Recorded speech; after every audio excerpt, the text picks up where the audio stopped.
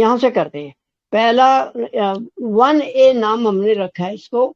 आदि गुरु दत्तात्रेय हमारे हार्ट पे हैं, और हार्ट हमारा ये यहाँ पर है। ये जो हड्डियां ऐसे आती हैं, और लेफ्ट साइड में अगर लेफ्ट हैंड ऐसे रखेंगे तो ये एग्जैक्ट लोकेशन पे आ जाता है।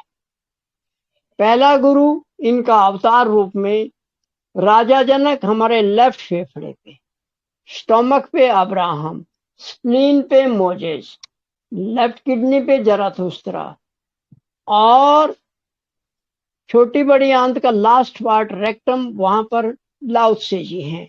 हाथ यहीं रखेंगे। अब हाथ चेंज कर लेंगे, राइट हैंड सामने रखेंगे, क्योंकि ये क्लॉकवाइज थे तो ये यहाँ पर हैं।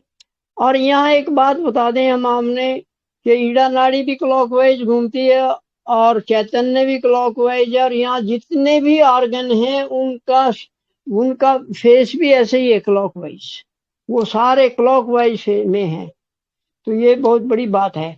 अब दूसरा राइट हैंड हम लेफ्ट हैंड हम अपने उसी जगह पर रखेंगे, यहाँ यूरिनरी ब्लैडर है। तो छठा गुरु हमारा यूरिनरी ब्लैडर पे कॉन्फ्यूशियस है। राइट किडनी पे हमारा सुकरात है।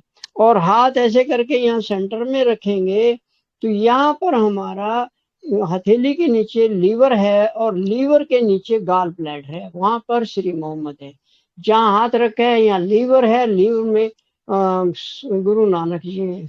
और ये हमारा राइट फेफड़ा आ जाता है, यहाँ पर साईनाथ जी है 10वें। इधर के सारे हमारे जो राइट के हैं सारे एंटी क्लॉक है। तो ये राइट के क्लॉक एंटी क्लॉक हैं, लेफ्ट के क्लॉकवाइज है। पहले हमें भवसागर अनुसंधान से पहले की बात मैं कर रहा हूँ, हम तो अपने बारे में कह सकते हैं, दूसरों का नहीं। हमें गुरुओं की पोजीशन या लोकेशन या उनका कहाँ पर स्थान है, उनका निवास स्थान कहाँ है, उनका आश्रम कहाँ है, उनका वो कहाँ है, हमें नहीं पता था। पर भवसागर के अनुसंधान के आधार पर ये चीजें हमें मिल गई। अब हम एक छोटी सी बात और कर लें आपको कि हमारे आदि गुरु दत्तात्रेय को मिलाकर 11 गुरु हैं, और एकादश गुरु अभी 11 ही हैं। अब ये गुरु माने भवसागर में ही बताए हैं, परंतु उनकी लोकेशन का कैसे पता लगाएं। अब यहाँ एक कंसेप्ट है, हमारे जो फिजिकल ऑर्गन है, जो अंग है हमारे, जैसे हमारा लेफ्ट फेफड़ा, स्टोमक, स्प्लीन वगैरह वगैरह, ये एक जगह फिक्स है, इनको हम चेंज नहीं कर सकते। यहाँ का यहाँ, यहाँ का यहाँ नहीं लगा सकते, ये जहां पर है वहीं स्थिर है। इट मीन्स ये परमानेंट है। तो क्रोनोलॉजिकली जब हमने गुरुओं को उनके जन्म के आधार पर, उनके अवतार रूप में आने के आधार पर, हम जब इनको समय के आधार पर इनका लिस्ट बनाया, तो पहले पे राजा जनक आया, दूसरे पे अब्राहम, तीसरे पे मोजे, चौथे पे जराथुस्त्रा, पांचवें पे लाओत्से, छठे पे कन्फ्यूशियस, सातवें पे सुकरात, आठवें पे मोहम्मद जी, और नौवें पे गुरु नानक, और 10वें पे साईनाथ जी आ गए। तो अब क्योंकि ऑर्गन फिक्स है, अगर हमने गुरुओं की सीक्वेंस याद कर लिया तो हमें कोई दिक्कत नहीं है इनको ढूंढने में। कोई से भी गुरु को आप आसानी से ट्रेस कर सकते हैं, लोकेट कर सकते हैं, उनके स्थान का पता लगा सकते हैं। तो ये बहुत इजी हो गया। अब इन्हीं के साथ 10 पेटल हैं, पंखड़ी हैं। तो पहली पंखड़ी हमारी राजा जनों के साथ आएगी, डम ढम अणम तम थम, लाउत्से के साथ दम धम नम पम, और ये फम, 10 की 10 आ गई। और आदि गुरु दत्तात्रेय का पेटल भी और बीज मंत्र भी द्राम है। तो इसमें अगर आप कोई भाई बहन सुधार बताना चाहे तो बता सकता है। कारण ये है, कोई भी रिसर्च है, कोई भी इन्वेंशन है, कोई भी खोज है, उसमें सुधार की गुंजाइश रहती है। तो यहाँ ये खत्म कर रहे हैं बात को। अब हम साईनाथ के बारे में बात करते हैं। हमने पहले बताया कि हमारे साईनाथ जी हमारे राइट फेफड़े पे हैं और इनका स्थान 10वां है। साईनाथ जी का जन्म जो इतिहासकारों ने बताया है 1838 somewhere in Maharashtra, exact location नहीं बताया गया क्योंकि लगभग 20 साल की उम्र में इनका पता लगा था, जो 68 के आसपास, नहीं 58 के आसपास, 1858 में इनके पता लगा भाई ये साईनाथ जी शिरडी आ गए थे। और इनका जो समय, अंतिम समय आया वो था 15 अक्टूबर 1918। एक बार फिर 15 अक्टूबर 1918। तो इस प्रकार इनके जन्म और मृत्यु के बारे में हमें पता लगा और इनके माँ बाप के बारे में जानकारी नहीं है। तो यहाँ एक बड़ी बात यह आ गई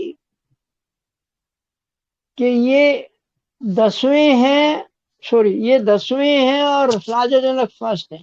तो सर्कल बना के दोनों का एंड जाके मिलता है तो वो सर्कल ऐसे बनेगा।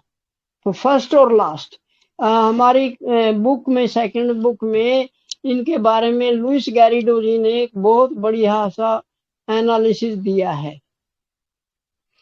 तो अब हम इनकी कोई शिक्षा के बारे में कोई पता नहीं है, बस इतना पता कि शिरडी में रहते थे, एक मस्जिद में रहते थे, कोई कहता है एक नीम के नीचे रहते, कोई बेरी के नीचे रहते थे, वहीं पर इन्होंने जीवन बताया और इनके पास सुख साधन का कोई और साधन नहीं था।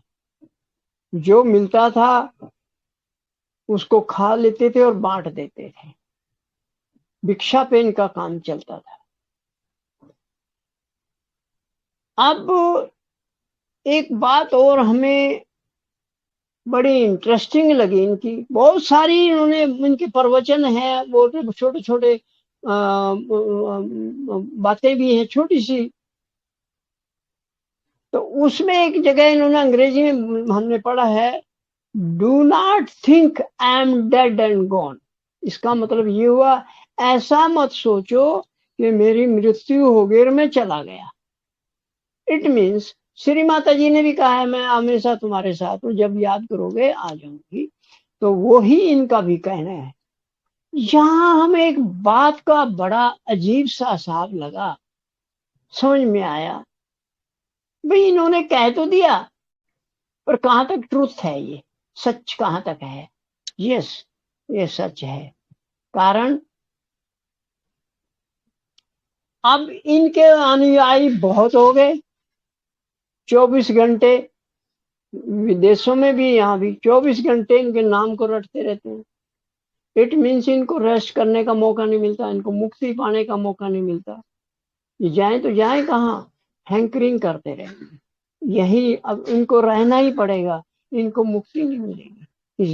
जो आवागमन है, जिसको भवसागर का आवागमन बोलते हैं, इससे छुटकारा नहीं मिलता, इनको रहना ही पड़ता है क्योंकि इनके अनुयायी इनको बार बार बुलाते रहते हैं, भजते रहते हैं इनका। इसी प्रकार आगे हमें ये समझ में आए, चाहे वो श्री कृष्ण जी है, राम है, या देवी हैं, देवता हैं, हम उनका नाम ले लेकर उनको बुलाते रहते हैं तो उनकी प्रेजेंस है। और एज ए सहयोगी we can feel the vibrations. माँ ने तो हाथ करते बता दे यस ये जगह जागृत है, तो वो जागृत हमारे। तो ये गुरुओं का यही कहानी है और यही एक कारण रहा कि इसी आधार पर हम कह सकते हैं जितने भी आत्म साक्षात्कारी हैं हुए, चाहे वो महासाधु हुए, महान संत हुए, बहुत बड़े गुरु हुए, पीर हुए, पैगंबर हुए, अवतार हुए, देवी देवता हुए, उन सब पे एक नियम लागू हो रहा है अदरवाइज हम उनको कैसे भूल सकते हैं, वो कैसे हमें छोड़ के जा सकते हैं। यहाँ एक बात और है, हम आज आपको बीच में एक रेफरेंस आ गया, जब हमारे किसी प्रियजन की इस संसार से विदाई हो जाती है तो हम उसके बार बार रटते रहते हैं, याद करते रहते हैं। इसका मतलब ये हुआ, जो याद कर रहा है यस उसको प्यारा है, वो ठीक है। अगर प्यारा है तो उसको मुक्ति पाने दो ना, उसको जाने दो ना, उसको तड़फाओ मत बार बार याद करके, उसको हाथ जोड़ दो। हाँ, हमारा आपका जो संबंध था पूरा हुआ, अब आप जाइए, चाहे जन्म ले लीजिए, चाहे माँ से बोल के मुक्ति पा लीजिए। तो इस प्रकार हम उसको समाधान कर सकते हैं, उसकी आत्मा को शांति प्रदान कर सकते हैं, हम सहयोगी हैं, ऐसा हमारा मानना है। तो अभी हम सेम प्रिंसिपल श्री माता जी पे भी तो लागू हो रहा है। यस, लागू है, माँ ने तो खुद कहा है, मैं आपको छोड़ के कहीं नहीं जाऊंगी, एक कदम मेरी तरफ चलोगे मैं 10 कदम के आऊंगी, एक बार याद करोगे मैं आगे आपके आगे पीछे हूँ। तो बहुत सारी बातें कहने को हैं, परंतु अब हम इनके बारे में थोड़ा सा और बात कर लें। भव सागर के आधार पर, भव सागर के आधार पर साईनाथ जी हमारे राइट फेफड़े पे, राइट कंधे पे, बाजू तक आता है, इस पूरे क्षेत्र का कंट्रोल करते हैं, और ये यहाँ पर इनका स्थान है हमारे इसमें। और हमने पाया जब कंधे में दर्द है या बाजू में, अगर हम यही हाथ ऐसे रख के राजा साईनाथ का मंत्र ले लेते हैं तो ये ठीक हो जाता है। अब एक इन गुरुओं के अंदर एक बड़ी बात ये है, ये आपस में कोऑर्डिनेशन करते हैं, एक दूसरे का पूरक हैं एक दूसरे के, लेफ्ट का राइट के साथ, राइट वाला लेफ्ट के साथ, ऐसे चलते हैं। तो यहाँ पर लेफ्ट में राजा जनक तो राइट में साईनाथ है, दोनों फेफड़ों पे है। और जितनी भी फेफड़ों की बीमारी है, सबसे भयंकर होता है अस्थमा, दमा, कहते हैं वो दम के साथ ही जाता है, जब आदमी की मृत्यु तभी खत्म होता, अदरवाइज नहीं। परंतु सहज योग में ये धारणा भी गलत सिद्ध हो चुकी है। श्री माता जी की कृपा से हमें धर्मशाला में 2014 सितंबर के अंदर एक बहन मिली, वो बोलती मेरे को अस्थमा है। तो तब तक हमें ये समझ में आ गया था अस्थमा फेफड़ों में होता है, और लेफ्ट फेफड़े पे राजा जनक है, राइट में साईनाथ है। हमने हाथ रखवा के इनको ऐसे ऐसे, और उनका मंत्र बुलवाया, और 15-16 लोग खड़े थे सहयोगी, वहां पर सेमिनार था, तो सबने बोला, वो कलेक्टिव भी काम हो गया। और वो बाद में जब हमने उसको पूछा, बहन जी आप ये बताओ, आप जरा सांस जोर से लो, उसने जोर से सांस खींचा, छोड़ा, छोड़ा, बोलती है सांस तो नहीं चढ़ रहा। फिर हमें हौसला हो गया, मैं कदम ताल कर, और वो बहन जी वहीं कदम ताल करना शुरू कर दिया, सांस नहीं चढ़ा। तो मैं फिर हमने, बस एक प्रेरणा आ रही दौड़ के जाओ वहां तक, वो दौड़ के गई, वापिस आई, सांस चढ़ा नहीं चढ़ा। अरे हमारे लिए तो सबके लिए सरप्राइजिंग था ये। और फिर वो बहन बोलती है घर शाम को रात को हो जाएगा। मैं कह भाई बहन जी एक बात सुनो, अगर आपको अब आराम आ गया, आप इनविटेशन क्यों दे रहे हो, नेगेटिव क्यों सोच रहे हो। वही माँ के 3 वरदान, उस वक्त हमने इस रूप में नहीं लिया था, पर आज हम बता रहे हैं फिट होता है कोई बात। अगर हम ये पहले ही सोच के चल रहे, धारणा दे दें, इन्विटेशन दे रहे हैं उसको कि रात को मेरे को अस्थमा हो जाएगा, तो होगा। मैंने उसको बोला नहीं होना चाहिए, अगर अब ठीक हो गया तो नहीं होना चाहिए। उसको अश्योर किया, नहीं उसका विश्वास दिलाया, और सवेरे आके बोलती भाई साहब मैंने दवाई भी नहीं खाई और मेरा अस्थमा कंप्लीट ठीक हो गया। और यहाँ एक बात इसके बारे में हम बात करते हैं, उसकी हमारी सेकंड बुक में पूरी उसके हाथ की लिखी बात है। वो एक आर्मी के कर्नल की मिसेज है, अभी भी हैं मेरे साथ, उनसे बात हुई थी 1-1.5-2 महीना पहले, कंप्लीट ऑलरेडी।